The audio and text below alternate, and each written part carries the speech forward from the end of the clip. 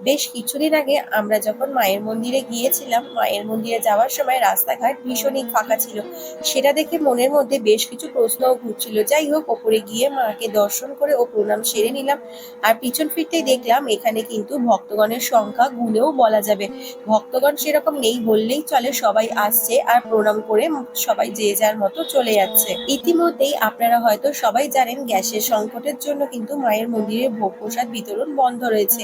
আর সেটির প্রক্রিয়া চলছে এখনো। আমরা গিয়েছিলাম সেদিনকে ছিল 6ই জুন।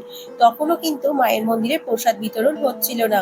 কবে এই মায়ের মন্দিরে প্রসাদ বিতরণ হবে, কর্তৃপক্ষ কিন্তু এখনো সঠিকভাবে কোনো মতামত জানাতে পারছে না। মায়ের মন্দিরে দর্শনের সময় ও খোলার টাইম যখন আপনারা যান সেই সময়তেই কিন্তু খোলা পাবেন এবং দর্শনও করতে পারবেন। তবে হ্যাঁ, যখন ভিড়ের মধ্যে গিয়ে আপনারা বসার জায়গাও পান না, তবে এখন গেলে কিন্তু মায়ের মন্দিরে কিন্তু বসার জায়গা ভালোভাবেই পেয়ে যাবেন এবং মাকে ভালোভাবে দেখারও সুযোগ পাবেন। এই ছিল আজকের ছোট্ট ইনফরমেশন। ভালো লাগলে